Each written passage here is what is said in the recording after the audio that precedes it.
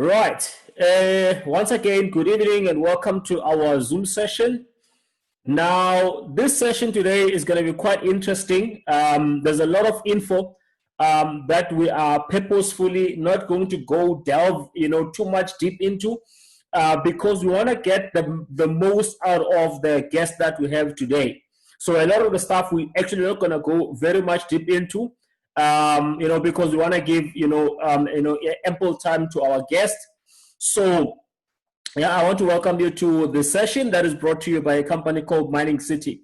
So now, I've realized that I saw a quote by Grant Cardone, and this is what he actually, says, quite often, and that is, wealth creation, making money. It's no longer a privilege. It's no longer about you wanting to be rich or not wanting to be rich. It's no longer about you, but it is actually your duty, okay? Because none of us live in an island, right? None of us live as islands. There's always people around us, our families, our kids, our loved ones, our parents, our siblings, our community. There's just so many people around us that actually are counting on us to basically make it in life, to have wealth, because when we, create that kind of wealth, it actually, even if you're not doing anything physically for them, but you basically, helping to lift up their belief that if so-and-so has done it, we can also do it. So that is why every time I talk to people, I always might want to make it a point that people understand where I come from, the fact that none of anything that I have right now, was a matter of inheritance, luck, or anything. So I always want to talk about the journey, because people sometimes look at the finished product and think, it was easy or a person was lucky. So it's always important that we always talk about, the issue of the journey, where people come from, so that we can inspire other people to actually believe much bigger and therefore, create the kind of life that they actually want to have. Now, what I realized long time ago, I came across for the first time Rich Dad Poor Dad by Robert Kiyosaki. This was in 2007. I was a second year student and I was doing network marketing for the first time. And what I learned is that, from there on, I started learning from people who are successful. I started studying success, and I also started studying, wealth creation. I looked at people who are wealthy. What is it that they do? How do they behave? What do they do with their money? So that I can have the results that they have. It's impossible for you to have, the same results that the wealthy have, if you don't really follow and study what is it that they do and do exactly what they do. And if you happen to, be lucky enough to have close proximity to one who is able to talk to you and advise you, do exactly what they say, okay? And then once you are wealthy and you are successful, then you can do whatever that you actually desire to do. So now, the guest that we're going to talk about today, we're actually going to talk about his journey. Is going to talk about his journey. But what I want to mention to you is that I myself only, stayed 18 months in this quadrant. Robert Kiyosaki says all of us, the way we earn our money, we can all be classified into one of these four quadrants. No one who's got a source of income is sitting outside of these four quadrants. So I stayed 18 months in this quadrant because I realized that, the days are long gone where we talk about, a safe job. Even if the job was safe, but there is no safety because of the kind of income that one is able to generate. Okay, if you look at over the last 20 years, last 30 years, you look at the rate at which income levels have been growing, but then you look at the rate at which the salaries or income has been growing. The two have not really kept pace. The cost of living has risen far more than what the rate at which people are actually earning more. Okay, so this quadrant here presents us with a challenge where people are limited in terms of how much money they can make. Okay, So our education system, there's so many things that really play into that, that do create people with this kind of mindset, of looking for job security, which does not exist anymore in the day and age we are living in. So I did not stay a lot here. I moved into the S quadrant. Now, the problem I had there, yes, I was making a little bit more money than I was when I was in the E quadrant. But the problem I had there is that, one, I did not have time. And number two, I was living from hand to mouth, even though I was earning, income. But, my expenses rose as well as my income. So I was living from hand to mouth. So I needed something that could give me, some sort of leverage. I needed something that can give me, not only active income, but passive income as well, And I could not find it in the S quadrant as a self-employed person running my own real estate franchise, So I then started looking into alternative, They say the definition of insanity is doing one thing over and over and over and over again, but every time you're doing it, you are hoping for a different result. That's what they call the definition of insanity. So I knew for a fact that I was not insane, so there was no way I was gonna stay in that quadrant, doing things the way I was doing and hoping for a different result. That's what caused me, even though a lot of people looking from externally, there is perceived success, but then there's also real success. People looking on the outside would think, this guy, is driving an Audi, he's got it made, whereas it was not the case. I was living from hand to mouth. So I then moved, partnered with a company right now called Mining City that gave me an opportunity to be in the B quadrant and in the I quadrant. Now, why did I want to be in the B quadrant? The reason why I wanted to be in the B quadrant, number one, where are the wealthy people, sitting at? Where do they generate their wealth? Remember, I said that I'm a student of wealth. I study wealth. So the people who are wealthy are sitting in this quadrant, where these people understand the principle of leverage. Okay. Now, the principle of leverage can be, summarized in this way, that it's the ability to do more with less effort. Okay. If you look at right now, you can have a young lady who is a traffic officer, and you can have, whatever, ton truck that is coming. That lady can stand in the middle of the road, and say, stop. And that truck driver, it might be one big guy. He's going to stop that car, that truck, and basically, comply with whatever the lady is actually asking for. Why? Leverage, okay? That lady is leveraging from the whole government and the authority of South Africa. So that is why that guy will basically stop. So that's the power of leverage. So people who are here understand this. That is why they will hire people, buy other people's time, other people's effort, other people's money, and other people's time as well, for them to be able to generate wealth. Now, for you to set up a system in the B quadrant, you basically need millions and millions, plus you need a lot of time to put all of this together. Now, for ordinary people like you and me, it's virtually almost impossible for us to get into this quadrant. So people might move from the E and the S quadrant and they die in the S quadrant without ever having, to get to the B quadrant. Now, thank God for things like Mining City, network marketing, which gives us an opportunity to be in this quadrant. And then the next one is the I quadrant. These are the people here who know how to make money work for them. These are the people that you find them traveling all over the world. It doesn't matter what time of the year is. You'll find these people surfing. You'll find them playing golf, instead of actually, sitting in a desk and working. Why? Because those people have probably, either them or their parents, someone in their line actually built an asset portfolio that then generates passive income. So this asset portfolio then pays, for all of their, daily expenses plus their leisure. Okay. So that's why then they can do whatever they want to do with their lives. So now Mining City gives us an opportunity where we can be in these two quadrants. Now, Mining City started in 2018 as a project. Now, the CEO is a guy called Greg Rogowski. Greg Rogowski is born in Poland, lives in Poland.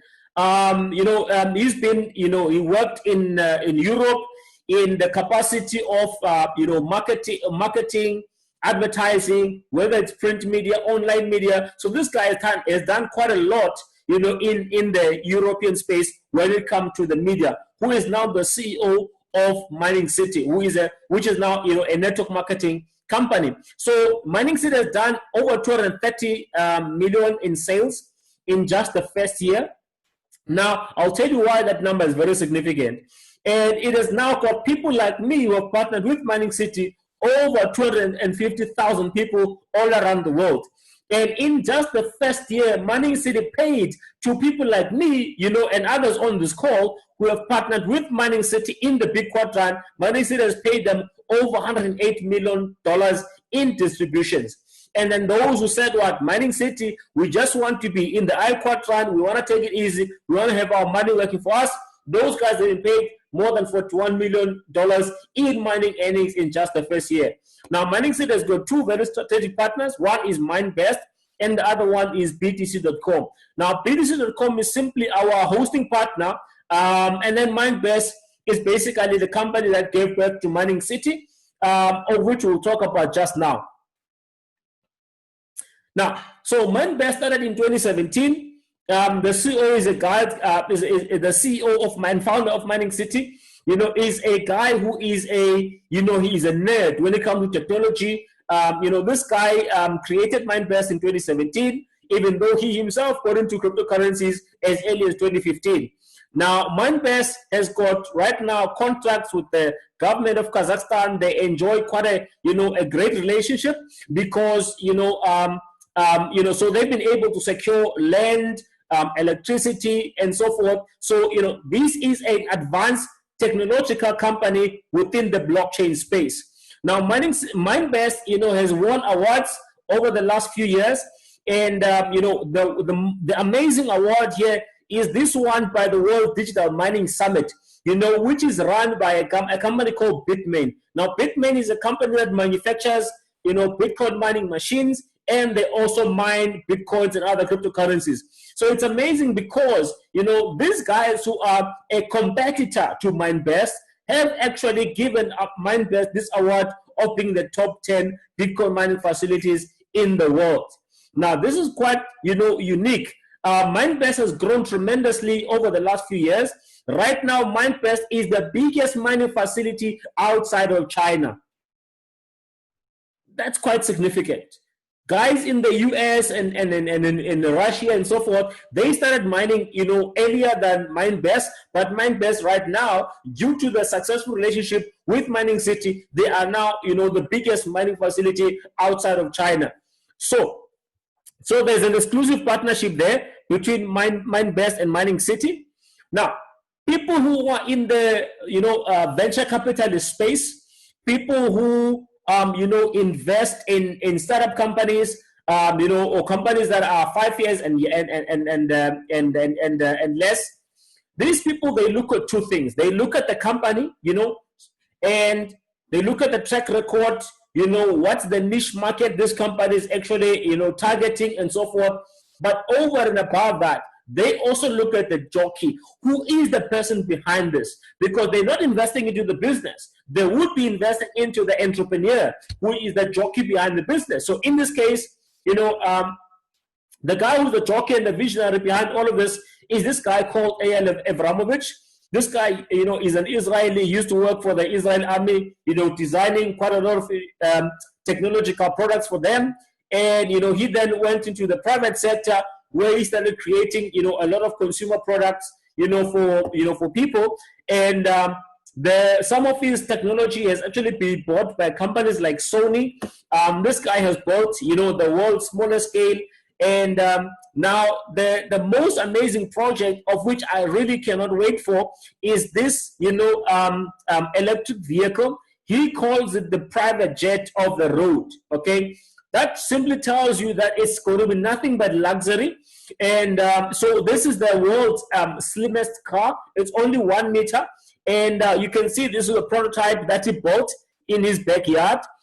So it is going to be an electric vehicle, right? So it's going to be interesting when that rolls out.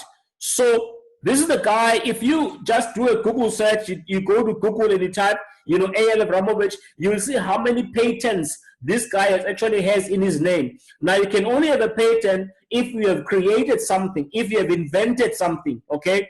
I don't even have one in my name because I never invented anything, okay?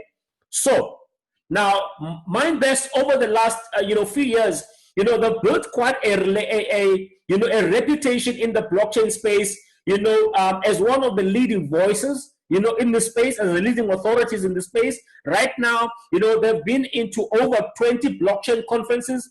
Two of them were in South Africa, where these guys were either keynote speakers, or they were contributors on the panel, or they were sponsors. All right. So every major blockchain conference that has taken place, over the last 2 years, Mindbest has been there, as over in these above capacities that I've just mentioned. So now, Mining City has got, two unique products. That is Bitcoin mining and Bitcoin vault mining. And then the third one, which is currently in testing phase, you might have seen maybe a video of a lady, I think she's in Canada. She has received her debit card that it works just like a normal bank card, right? You can load this debit card with your Bitcoin and hopefully with Bitcoin Vault, and then you can be able to spend, your Bitcoins as you would your normal bank card. So now I'm just going to play this video. A lot of people who I still get this question even today, quite amazing because, we've been talking about Bitcoin now for the last 5 years, but I still get this question from people, and that is, if I want to get into this space, how much must I put in? How much am I going to get out? When and how? You still get questions like maturity and stuff like that. So I want us to play this video because the most important thing you should be asking is, what is Bitcoin? What is Bitcoin Vault? Okay, what problem is it here to solve? How big is that problem, and how well are these two currencies doing in terms of solving that problem? So people that have become rich in the 21st century, I say this all the time, it's not necessarily people who have created something. Okay, those people do become rich, yes, but you find that even after they've created something, they then need people like you and me. Okay, somebody needs to back up that technology. Somebody needs to buy, that invention. So they need people like you and me to basically make it work. So now, what I've realized is that ordinary people like you and me can become wealthy and do become wealthy in the 21st century by simply identifying a trend, positioning themselves on the right side of the trend. It's all about timing, ladies and gentlemen. It's all about timing. It is about timing. Success in the 21st century is about timing. Now, there is an article that I saw, of a guy who is a billionaire that never became a billionaire. This guy had 10% shareholding in Apple, and he sold it for like $10. $10, okay? And right now, many years later, it's not even 20 years later, just a few years later, that 10% is worth, I think it was like 94 billion US dollars. Can you imagine? Okay, so it's all about timing. It's all about understanding what season it is. It's all about knowing how to position yourself, right? So I'm going to play this video. It's going to attempt to explain what Bitcoin is, and then we're going to go, and talk about people. How did people position themselves over the last few years when it comes to Bitcoin, and what did that mean for them? Let's enjoy. Do you want to know what Bitcoin really is? Before it attracted the attention of thousands of people, in October 2008, an internet user known as Satoshi Nakamoto suggested the idea of a new, independent currency. The open source version of Bitcoin code was released 2 months later. The first block in the Bitcoin blockchain was created, and that was the rise of Bitcoin.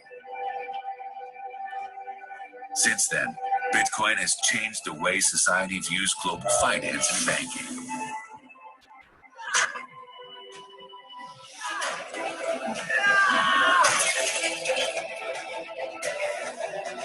The fees are relatively low for transactions, and funds can be transferred in a short period of time, regardless of the amount and the distance between both sides. There is no central authority overseeing the transactions because the Bitcoin network is decentralized, in contrast to the banks. The total possible supply is limited to 21 million Bitcoins, which will be reached in the year 2120. Bitcoins are stored in digital wallets that are accessible only to the owners of the wallets. They can easily be used to buy goods or services both digitally and physically. All trades are carried out in a peer-to-peer network based on nodes called the blockchain. The network requires computational power provided by miners, machines built specially for mining Bitcoin, to make those transactions secure and less susceptible to fraud. Each transaction is verified by miners to be approved. The identity of users might be hidden while the user follows a few simple rules. Nowadays, Bitcoin is considered a great investment. It's encrypted, simple, and convenient. Discover the life-changing opportunity of Bitcoin mining.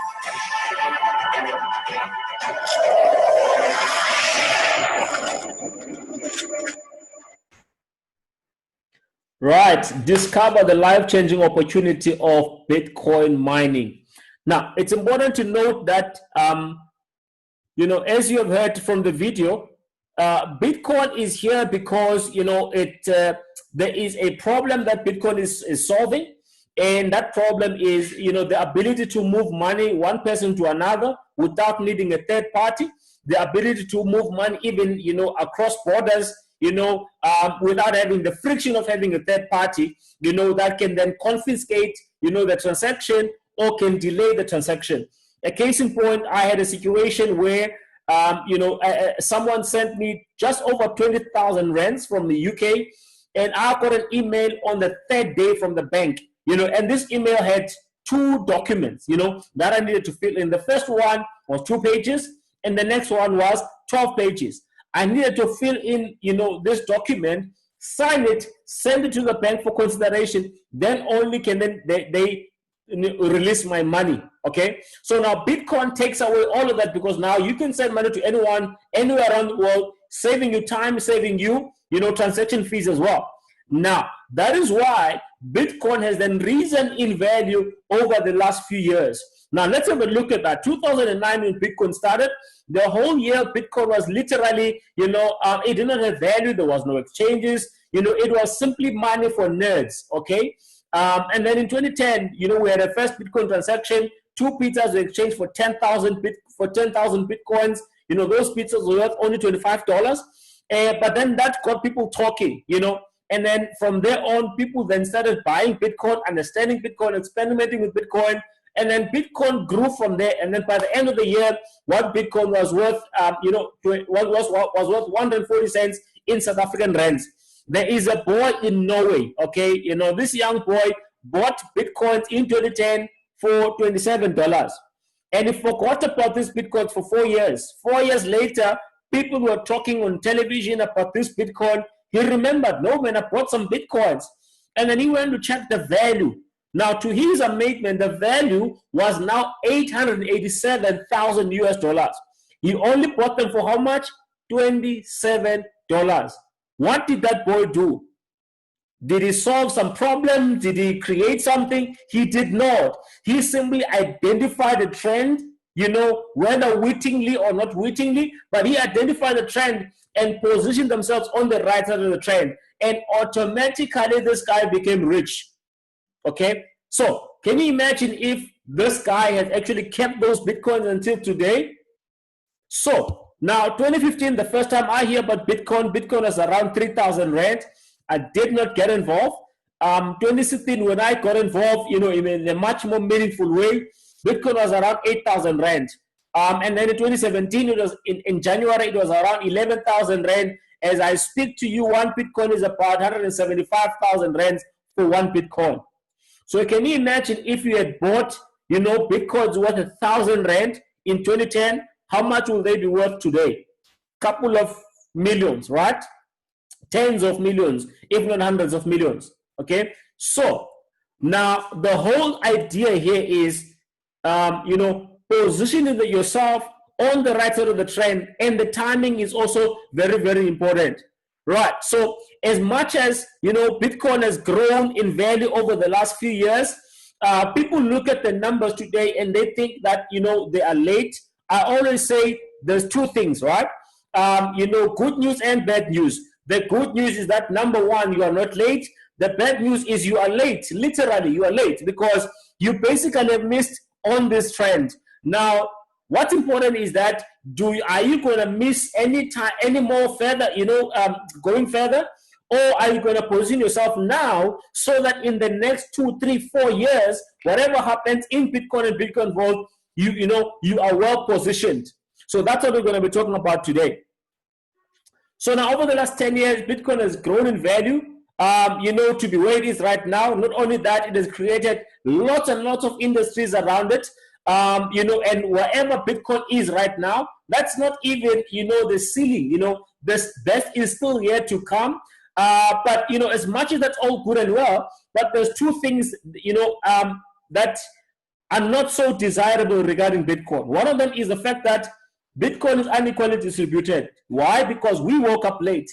Few guys woke up early, we woke up too late. Okay, so now those guys, they own thousands and thousands of Bitcoin, while ordinary people have got 0.1 something of a Bitcoin. Okay, so why is that not desirable? Surely those guys deserve those Bitcoins, right? The reason why it's not desirable, it's simply because, if one of those guys were to go and sell 10, 20,000 Bitcoins in one go, that will create a tremendous selling pressure, and that will then cause the price of Bitcoin to tumble, okay? It might pick up, over time, but it will definitely tumble. And that's not necessarily desirable, in the ecosystem, as such crashes, what we call flash crash, actually create anxiety, within the community, especially for the guys who are new, And then on top of that, there's an issue with security. Bitcoin itself, no one can hack the coin, but then people using Bitcoin, sometimes they're not necessarily clued up when it comes to security. As a result, companies, exchanges, people, they've been hacked and Bitcoin stolen, because Bitcoin on its own, as the coin, it does not have, inherent, security. You need to put measures in place for you to be able to make sure that the coins are secured, right? So now, what do human beings do? When we create something and it does not serve us fully, we don't throw it out the window, right? What we call in Xhosa, you don't throw, the baby with the water, okay? So it's the same thing here. Now, we've got a coin called Bitcoin Vault. This coin, we started mining only last year in December. Now, people have been asking me, why is it called Bitcoin Vault? That's my Father's Day, something from my daughter that just fell. So people have been, asking me, why Bitcoin Vault? Why not vault something? Why not, it's simply because everything that Bitcoin is, this coin is, as far as the code is concerned, okay? It's built on the very same source code of Bitcoin. It's using the same algorithm, open source, only 21 million coins that ever exist. It is a store of value as well. It's using the same ASIC machines to mine, also decentralized.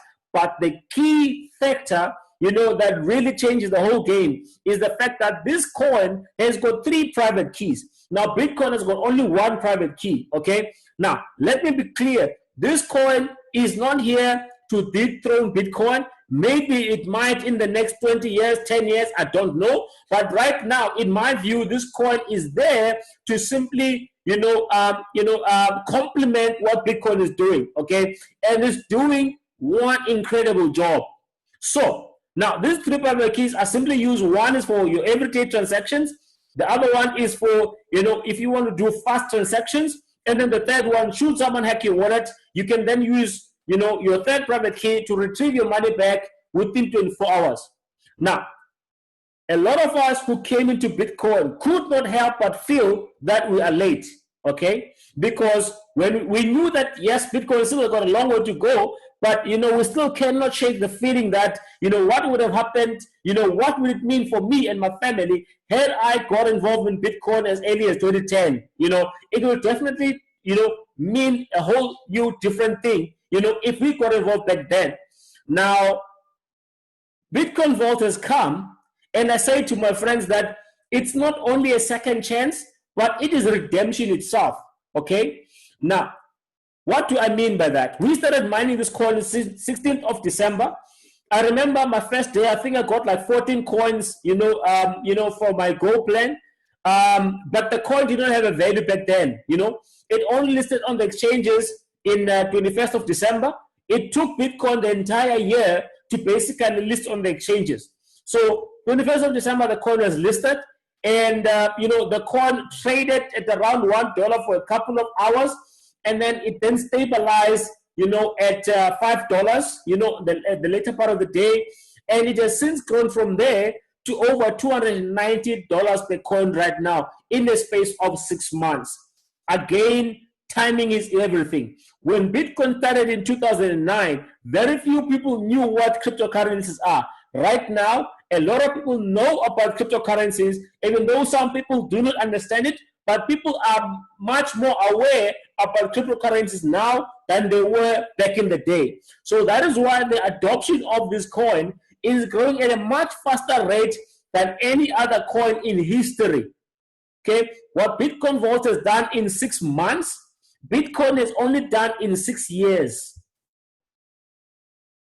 Let that sink in for a bit.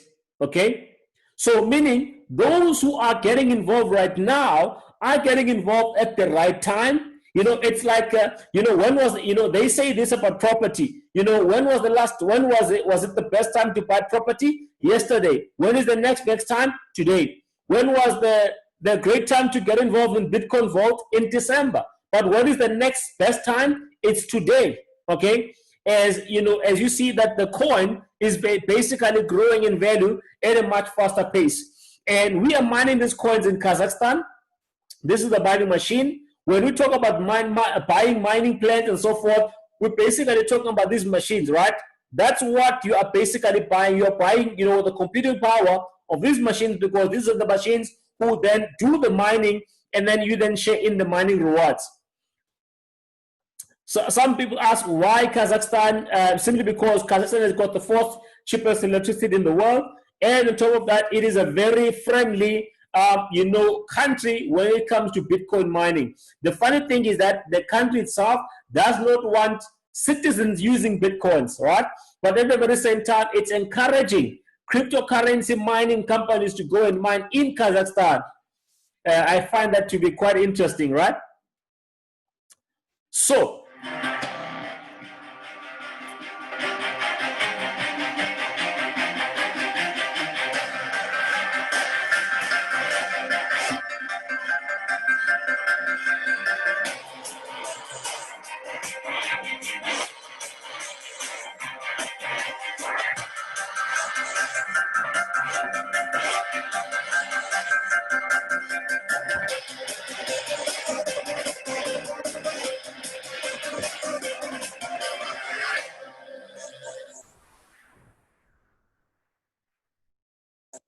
right, that was one of mine-best mining facilities. That's the first one to actually mine Bitcoin Vault. This is the roadmap. If you want to learn about the project, go to bitcoinvault.global. You can see the roadmap, where we are and where we're going. You can check the computing power. You can check the white paper. So everything you want to know technically regarding the project, you can literally find it on this roadmap, on the website, bitcoinvault.global. Now, I want to stress again the issue of timing, okay? And I think my staircase here will basically help me to illustrate that point, okay? So now, there will only be 21 million coins to ever exist, right? And right now, we have actually mined, I think, more than 6 million coins already, okay? So, meaning there's what? 15 million coins still to be mined. So when we started mining, we've got something that is called expedited blocks. The blocks that we mined starting December, it had 175 coins per block. So meaning there was a much higher reward in terms of coins for miners. We are now mining the block reward for 150 per 10 minutes.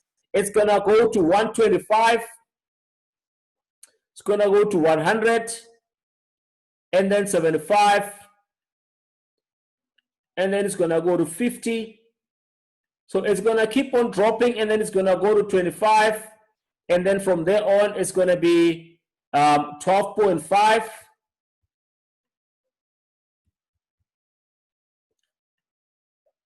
So once it gets to 12.5, then it's going to cut in half. It's going to start what is called halving, and it's going to go to 6.25. And then from there on, every 4 years, right now it's every 6 months, okay? But every 4 years after this is only by the year 2023. Every 4 years from there on, it will then go to cut in half up until the year 2140. But now, if you look at this, the number of coins we are mining is basically going down. That is why coins are deflationary. Cryptocurrencies are deflationary because of how they are created. Whereas on the other hand, your fiat, your rand, your dollar loses buying power because of how it's created. So now, this is no exception. Bitcoin Vault is doing exactly the same thing. Every 6 months, the supply is basically being, reduced up until, the year 2140. That's when there will be no more new coins. But now, what is happening on the other hand is that demand for the coin. People have realized that they missed out on positioning themselves, for Bitcoin in time.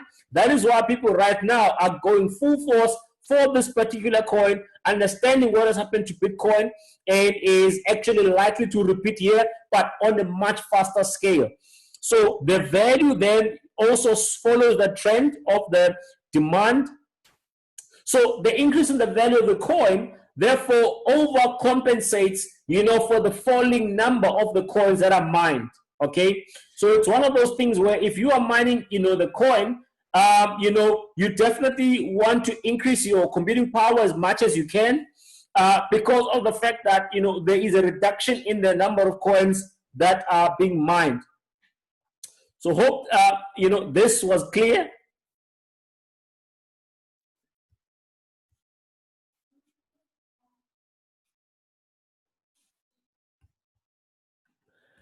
Right. So this is how you get involved, guys. These are the plans that you can choose from. You can buy from any of these plans. If you buy a Go plan, what are you buying exactly? Like I said before, you're basically, buying computing power, which is 42 terahash for the Go plan. So each plan has got X amount of computing power. As you can see that, the standard plan is 6 terahash, which is 7 times, that of Go plan is 7 times that of standard.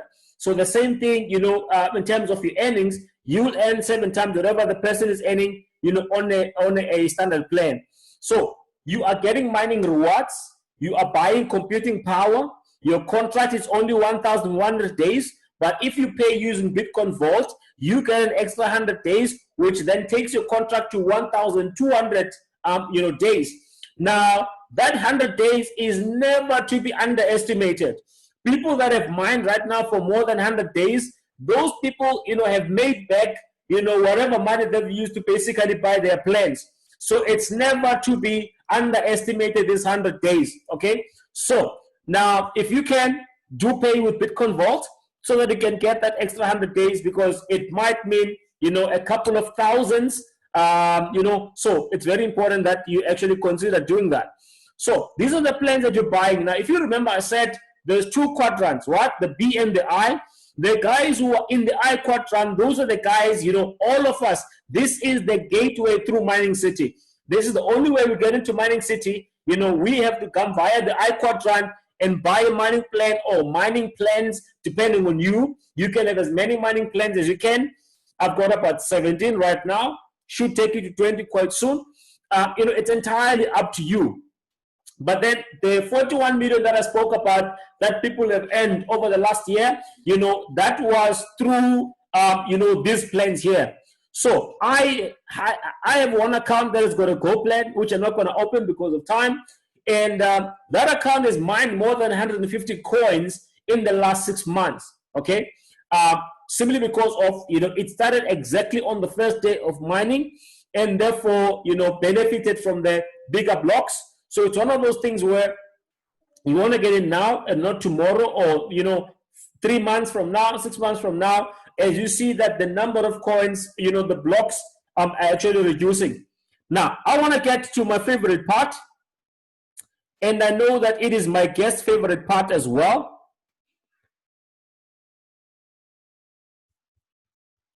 because this is where the money is, guys. So, guys, where is he? Let me locate him. I need to make him the co-host.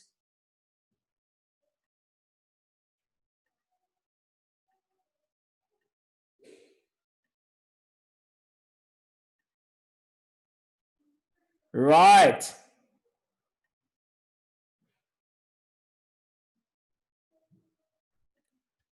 Trying to unmute you, brother. Can you unmute yourself?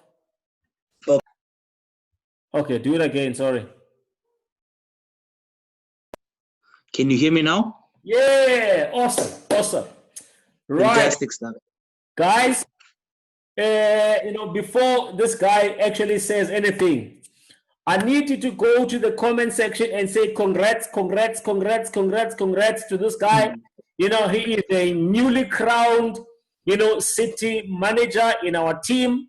Now, that is no easy feat, guys. It's not everyone, who wakes up tomorrow and is a city manager. There's a lot of work that goes into that. There's a lot of physical work. But he and I know that 90% of getting there is basically manifesting it more than working for it. The 10% is working for it, but 90% is basically manifesting it. So now that is the quote that we refer to. He's gonna talk his background a bit. But in South Africa, statistically speaking, if you go into university, that alone is a huge privilege in the country, because not everyone can afford to. Not everyone comes through the schooling system perfectly and is able to get into university. So that alone is a privilege. Okay. Now, number two, not everyone can actually get into university and study engineering. People can study HR and those things. Not that those things are trivial, but what I'm saying is that we know that it's not everyone who studies engineering. But so you studied engineering and actually graduated. Now, that's now your second privilege, my brother. So your third privilege is not only that, you started working, for one of the biggest engineering firms in the African continent. So, at least, your future was, assured in terms of your progression into the engineering sector, into the engineering career. So now, all those three privileges, you have basically, foregone them, not counted them as much, as something to hold on to, but you've let them go for what you're currently doing right now. So take us through the rationale, what happened, in your engineering journey, what got you into engineering, number one, and number two, once you were in the engineering field, what is it that you saw?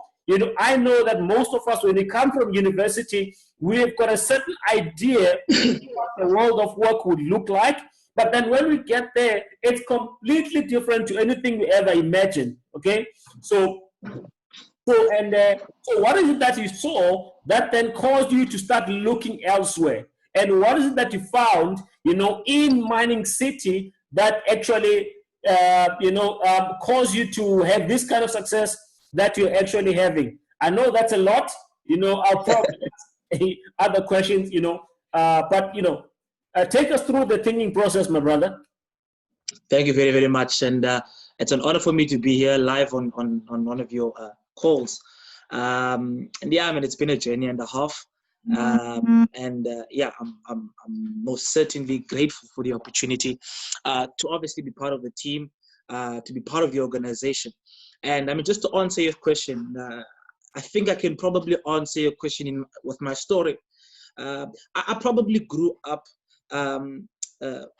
quite above the average line, especially of Africans. And I say that because I know many people normally have a story, you know. I mean, my story is very different to yours. You grew up in a shack. It was difficult, but for me, it was not really. You know, I didn't grow up. It was not difficult for me. You know, I mean, I didn't spend most of my life in a township. So then the question is, where did the desire to succeed come from, right? Because the general notion is that if you come from a, you know, what is now termed a silver spoon, and you are much more fortunate than what the average African actually experiences, the drive then to succeed is never really there. As opposed to someone who comes from the gutters, where the situation in itself forces a person to want to succeed, or rather to have to succeed. Okay, and I say this because many people think that you jump into entrepreneurship because you're desperate. You jump into entrepreneurship because you no longer have any money. You know what I mean? And for us, it was never really the case. I mean, but I grew up probably like in a time where we, as a society, I mean, I was born in 1993, you know what I mean? And so I'm still wet behind the ears. But my parents were one of the first, you know, was one of the first people to sort of break through the barrier of poverty. You know, so my mother had worked fairly hard. She was working, you know, in Cape Town. She had a very high position there.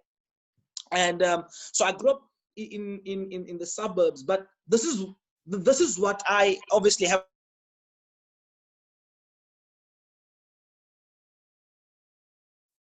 Sorry, financial freedom is very relative.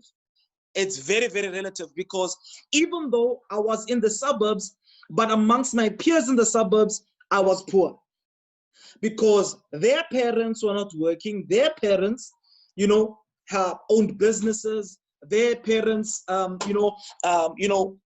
benefiting from trust funds and all sorts of things. They went to school, to one of the best schools, with change, with their parents' change, where, you know, my mom really had to sacrifice a whole lot. So amongst my peers in the township, it seemed like I was making it, but in the reality of things, amongst my peers, I was one of the poor ones. You know what I mean? And it was in that situation that really, you know, opened up my eyes and said, you know what, I truly want to become successful. I want to become like that dad. I want to become like that brother. You know what I mean? Who drives the good cars, who lives the good life. But the formula to success that I'd received was from my mom. It was not from the rich kids' parents. It was from my mom. My father had passed on in 2002. So by the time I was grown up, the only person who was working was my mom. And so the only advice she could give me was the advice she was given. And that was, my son, you need to go to school. You need to get a good job.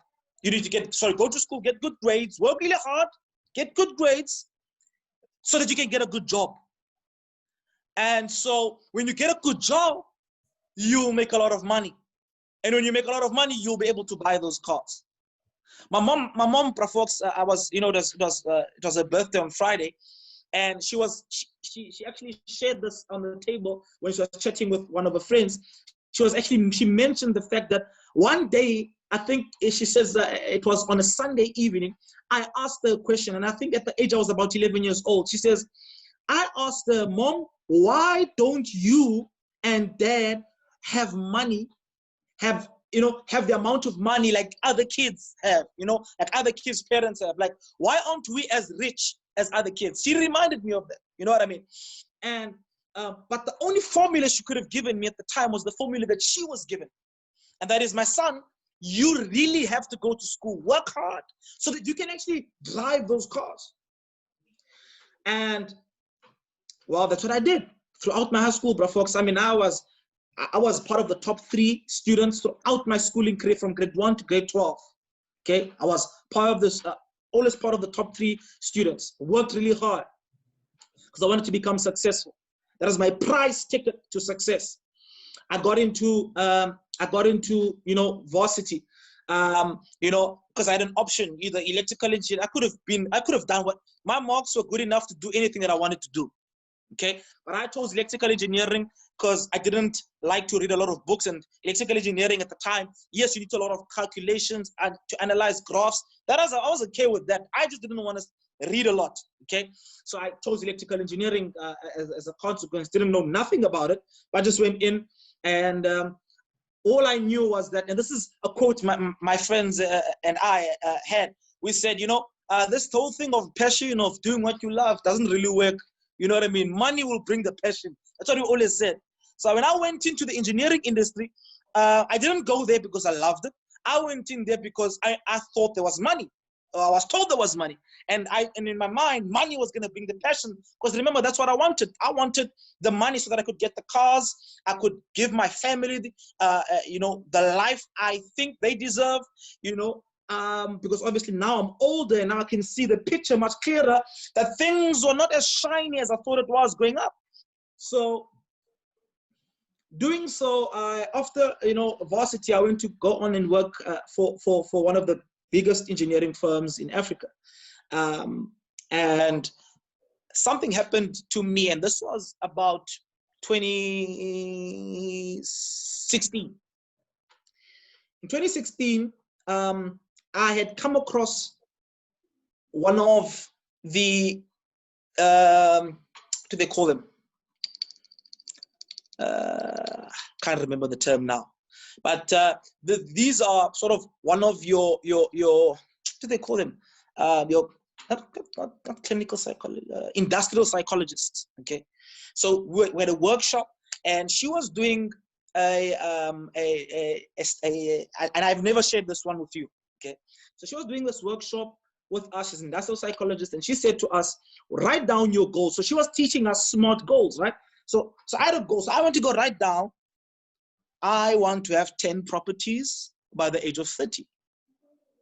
Now at the time, I'm 24, okay, 23. So I was by 30, I want to have 10 properties. And I write down these goals, and I'm so excited to share them with the team, with the class. And she reads it, she reads mine, and she says, Newa, I think it has to be more realistic.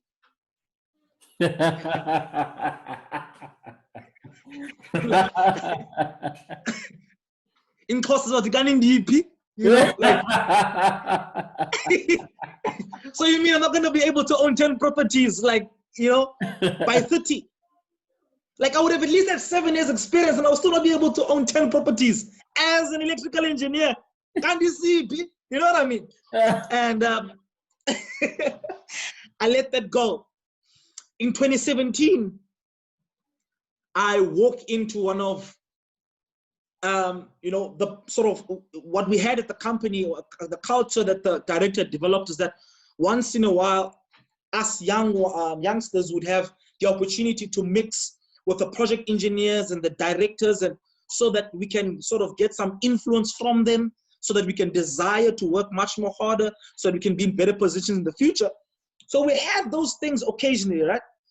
And what then began to happen was, before, on one of these meetings, before the meeting started, I happened to enter into the room where they were talking before anyone was there, which is any one of my peers were there. And when I entered, they were having a conversation about not having enough money.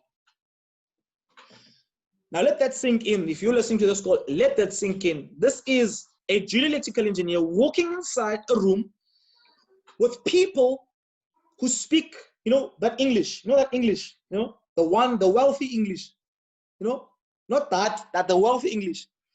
And they were talking about not having enough money. Okay, they mentioned not having enough money. And my boss personally had started contemplating renting out a portion of his farm so that it can give him income. And he started selling honey. He used to advertise his honey on emails at work. Okay. And that's when I knew things were going down. Like, I bought the wrong ticket. Okay. Now this is very important. And I think many of us, as people like this, I don't know what happens to our site, but many of us never realize that we're actually buying the wrong ticket. You know, many of us get into a working environment, we have conversations, okay? We have conversations with people who are 15, 20, 25 years in the industry. You see they are broke, you see they are frustrated, and somewhere, somehow, you are able to convince yourself that when you get there, it's going to be better. And that's what, and that never really made sense to me, because when I got into the room, people 15, 20, 25 years were complaining about not having enough money. My question was then to myself, that's going to be me in the next 20. In fact, that's what I want to be if I'm lucky. So even if I'm lucky in this industry, I'm still going to be broke.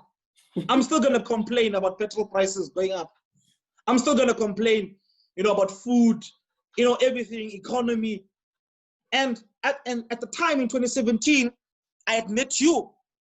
And at the time, you were talking about hiring private jets. And I'm like, on one end of the spectrum, I have people dreaming, talking about hiring private jets, talking about buying a Range Rover, never complaining about petrol prices and food prices.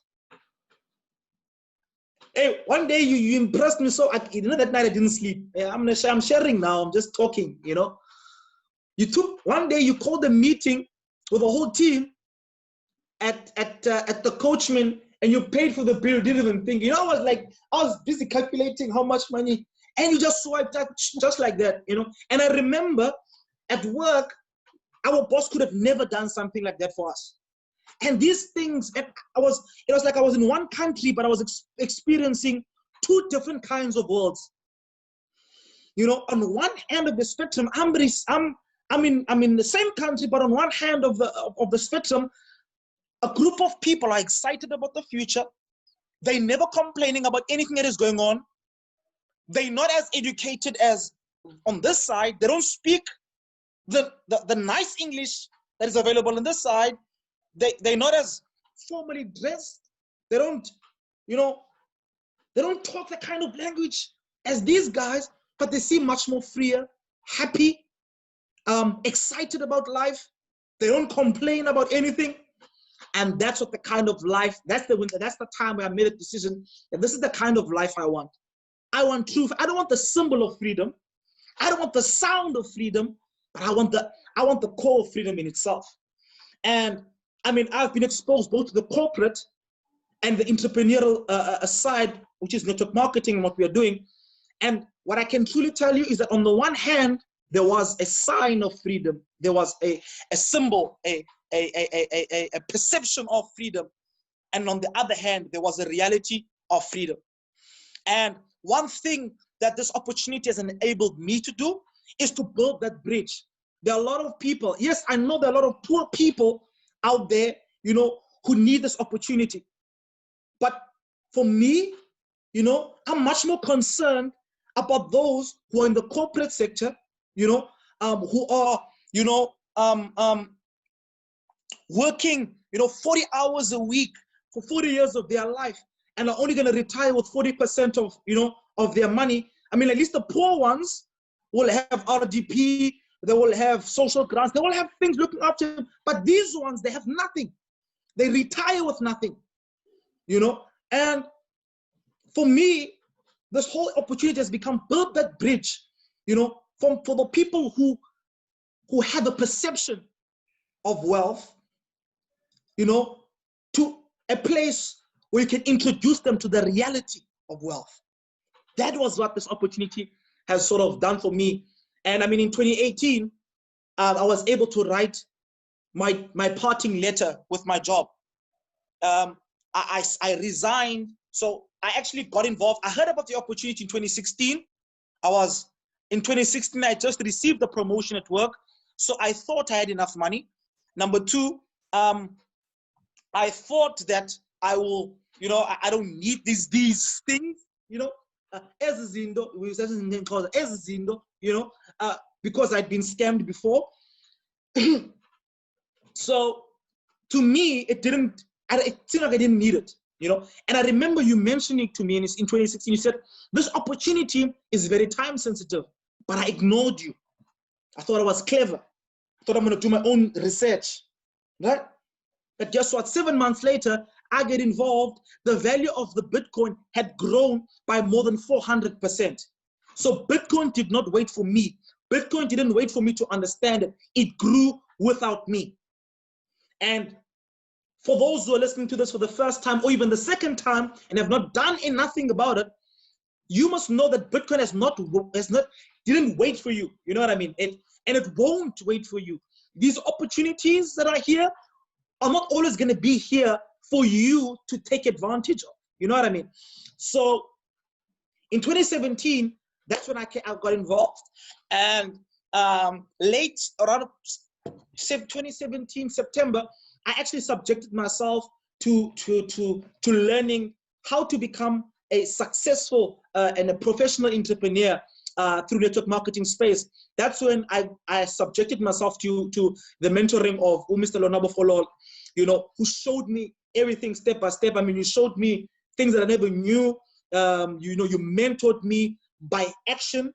You don't just sit me down and talk to me like a lecture, but you showed me, you became an example. And it was easy for me to then assimilate that. And within a space of 9 months, which was then May 2018, I was then able to resign from my job. Now, when I resigned, I didn't tell my mom, I didn't tell my dad. I only told my dad towards the end of 2018 and 2019. And I only told my mother that I'd resigned last year when I bought my dream, what used to be my dream car. And so when I introduced the car to her, I then broke the news that, Mom, it's been almost 2 years that I've not been working. So yeah, that's just a bit about me. And but I know that's a mouthful too, but you asked a lot as well. So yeah. Awesome. Wow, man, this is so exciting. I feel like signing up all over again, you know. I should sign up all over again under you. Now, now tell me, so you're saying that this car used to be your dream car. What car are you driving right now? Interesting question. I must say also this, right? Like, okay, maybe you'll probably ask this question. You'll probably ask a question where I can give this what I just wanted to say now. So let me just get straight to the answer. It's a Mercedes-Benz CLA AMG. Yeah. Wow. Yeah. Okay. I'm tempted to ask your age, but let me not ask your age. You know. No, you can. I was born 1993. 1993. Awesome. Wow. I wonder how many people born in 1993 who are driving the car you're driving now. Okay. So my last question to you, my brother, is what's the date today? Today is the 22nd of June. So far, how much have you made in this month? So far, so from the first, today's the 22nd, I have made $25,000. Okay, now I need a calculator. 25,000. $25,000. So multiply by 17.3. Yeah, yay.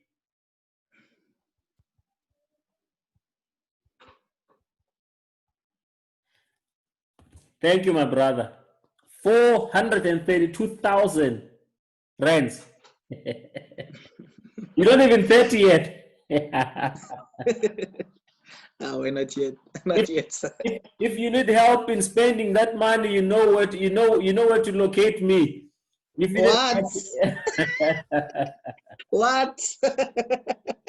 My brother, thank you very much for your time. We truly appreciate having you on this call. I hope sometimes people hear these stories and people look at them in the mirror and said, you know what, you've never even earned 10,000 rands. You've never even earned, so you're talking to themselves, you've never even earned 20,000 rand. How dare do you think you can go and also earn 400,000 rand? So what's the last, in just, maybe just 2 minutes, what message can you give people who are new, they've never done network marketing, don't even know what Bitcoin is, of Bitcoin Vault is, what's the, the message, a brief message you can give them, so that they can understand that, it's not because you are anointed to do this. Anyone can do what you have done. Very, very important. Thank you very much. I can answer that by saying the following. I put up a video today where I said, never let your past rejections and disappointments form your future expectations. See, many of us often, if you experience nothing good in the past, you expect nothing good in the future. And very few of us understand that we normally get not really what we want, but we get what we expect. You asked one day a powerful question on Facebook. You said, many of us can easily tell, we can tell you, I want 1 million, but the real question is, do you expect 1 million? And truly in life, you get what you expect and you don't get what you say you want with your mouth. And unfortunately, as you just mentioned now, many people are looking at their salaries. They're looking at what they have done, what their family, some of them are saying, no one in my family has ever made 10,000 then. I mean, some of the people are being celebrated by their family for making 10,000 rand a month. Some people are breadwinners with 5,000 rand a month, and they're being celebrated by the community, and 50,000 rand a month, 100,000, those numbers blow them out of disproportion. You know what I mean? And therefore they begin to disconnect with that present reality. And that is why I say the following, that never allow your past disappointments and limitations to form your future expectations. But going back to what I could give the person, who's not involved in the space yet, 3 things that I want to point out. Number one, environment regarding an opportunity. Now, whenever you're about to succeed, everyone who has succeeded or is about to succeed has gotten these 3 elements that I'm about to mention to you right now. They have, number one, worked on their environment, okay? Because your environment begins to form your perception, and your perception forms what you then obviously receive from what you see. See, all of us believe what we see, okay? All of us right now, you believe what you see, okay? I believe what I see, okay? But the thing is, some of us believe not what we see with our eyes, but what we see with our minds, okay? Some people are more prone to believe more what they see with their natural eyes than what they can see with the eyes of their mind. And fortunately, you can choose what you want to see with the eyes of your mind. You probably can't choose what you want to see with the eyes, your physical eyes, because they see a physical reality. But you can actually start seeing that, that spiritual reality, that car you want to drive, the life you want to live. So you create that particular environment, because that environment will then charge you and change you towards the direction you need to go for your future. So I had to start off by changing my environment. I had to leave my broke friends and leave the broke conversations, leave the broke gossip and the negative, hating attitudes. I had to leave all of those things and enter a different environment where people were winning, where people were excited to win, where people were progressing, where people were supporting one another, where people were lifting one another up. That's the kind of environment I wanted. That's the kind of environment I needed, okay?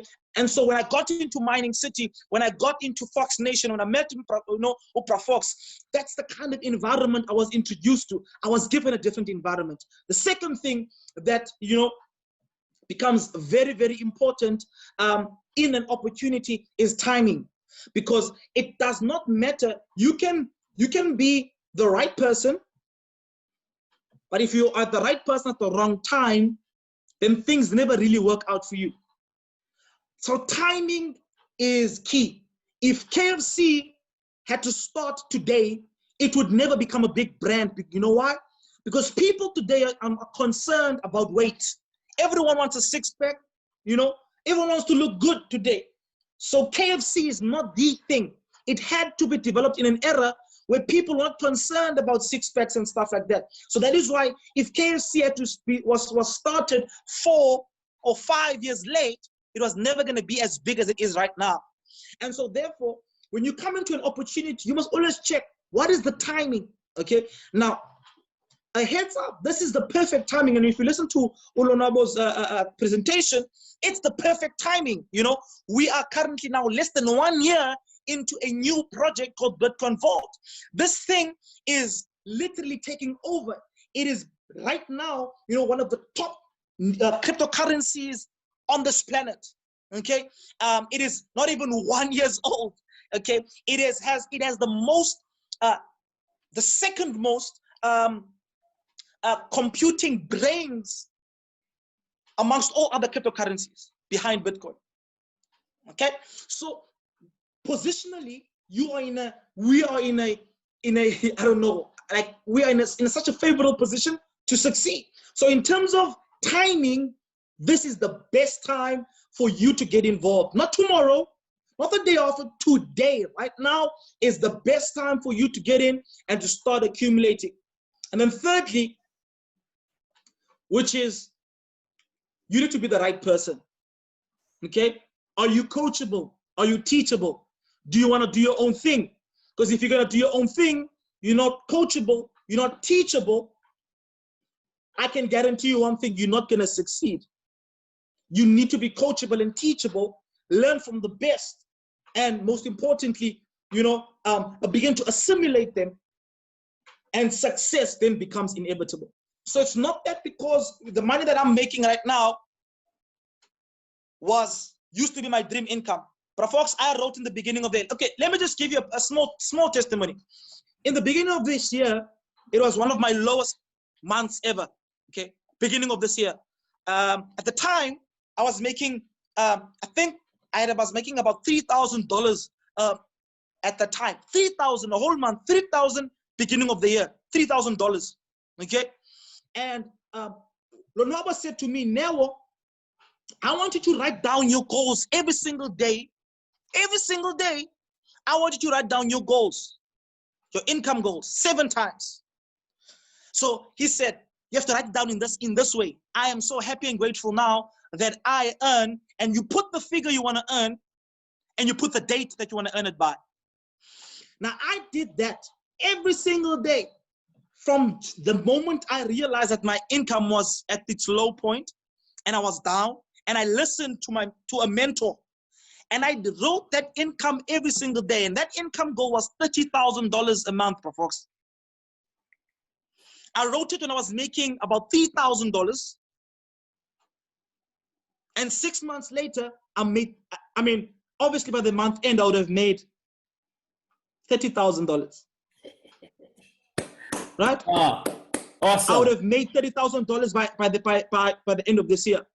And so the only reason why I was able to get there, because I didn't think I'm too smart. I went and I learned from the best, and guess what?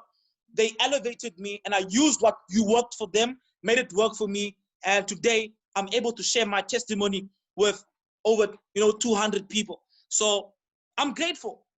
And if I can do it, everyone on this call can do it. Awesome. Wow. Thanks a lot, Brother Nell. That was quite a mouthful. And luckily, we are recording this session. It's going to be available on YouTube. We will share it with all the groups as well, so that people can, listen to this, over and over. Because, the number one tool in learning and growing is repetition, because right now there are systems of beliefs, paradigms, that are built and ingrained into our being. And it will take, again, repetition of what we really want to see to actually, get to where we want to be. Okay, so now, guys, I'm not going to even get into the second way where we make money. But what I want to share with you is the fact that, see, when you get into this business, right, it's a twofold, system where, number one, like I said, you get into the I quadrant by buying your computing power, and then you sort of earn residually without you doing anything. You earn the rewards that are mine. You get a share of the rewards that are mine. But then the other opportunity is that, no one can get into Mining City, and I mean no one. can get into Mining City except they come in through someone who's already a member. So this is like, it's like a closed members only club, okay? So someone wants to get in, they want to benefit in what we are benefiting as well. Guess what? They have to come to join through you. And then when they join through you, Mining City says, you know what? Now we've got a new customer, we've got a new client because of so-and-so. And guess what's going to happen? Businesses all over the world, they spend billions and millions on advertising with the objective of doing what? Of acquiring new clients and customers. So now Mining City uses word of mouth. They don't spend money and throw money around in advertising agencies, on radio promotion, television promotion. They simply rely on you and I, as members of Mining City, by simply sharing the good news with our friends, family members, and so forth. Now, I must say, that maybe you don't want 400,000 rands. Maybe you are happy with, I don't know, with whatever amount that you want to make, But for those who really want to earn more and really find financial freedom, where you don't have to worry about money anymore, money is no longer a problem, then this opportunity of simply sharing with other people then can take you to that place, okay? We're at this place right now where really money is not a problem. Money is not a problem. We can have all other problems in life, but let money not be one of those problems. So now, I need you to do me a favor, right? You're going to go back to the person that invited you here. When you go back, you're not only going to tell them that I am in, but you're actually going to tell them, look, I want to earn 100,000 Rand a month. I want to earn 200,000 Rand a month. I want to earn 500,000 Rand a month. Help me. What must I do? Plug me into your game plan, right? Put me into a game plan so that I can see these kind of results, that I want to see, because other people are already doing it. So the fastest way to succeed in anything in life is to find people who are successful, just like what Neo did. Find people who are successful and do exactly what they do, up until you are successful yourself. And then when you're successful yourself, then you can then play around and do, any tricks that you want to do. But for now, just, whoever invited you to this call is part of and parcel of a team, of a system, a group of people that are working together. Let them plug in that kind of, group as well. So guys, the sky is not even the limit. There is a lot and lots of money to be made in Mining City. And this is only the beginning. In Africa, we are still less than 10,000 people, guys. So this for me, I've been an entrepreneur, I've been a franchisee, I've worked for a boss, I've done all sorts of things. But right now, I think this is the opportunity that rivals anything that I've ever said, in my life. I asked a question on Facebook, and I said, guys, besides cryptocurrencies, where are people right now? Where are people making serious money? And I was very curious because I really wanted to know, if there is anything out there, because people right now are making 100,000 Rand, 200,000 Rand, 400,000, 500,000, 1 million in one single month.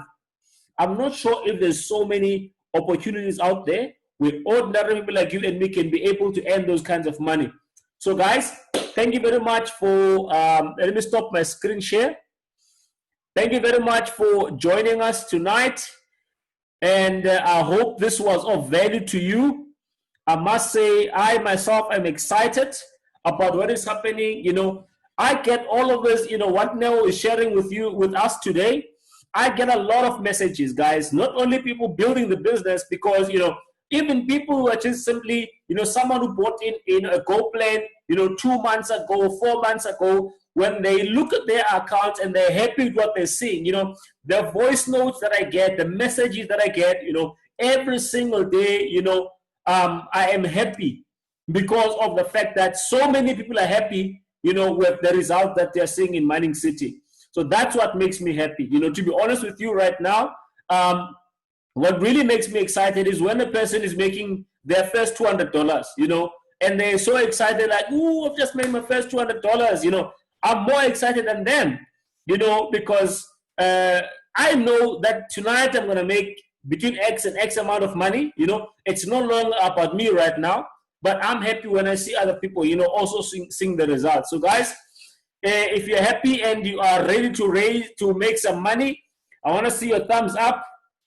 It doesn't matter if you've got your what is this thing now? If you've got your default setting, tell me there's no makeup or anything like that, it's okay.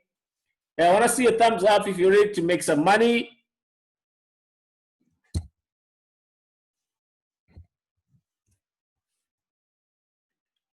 Awesome, awesome, awesome, awesome.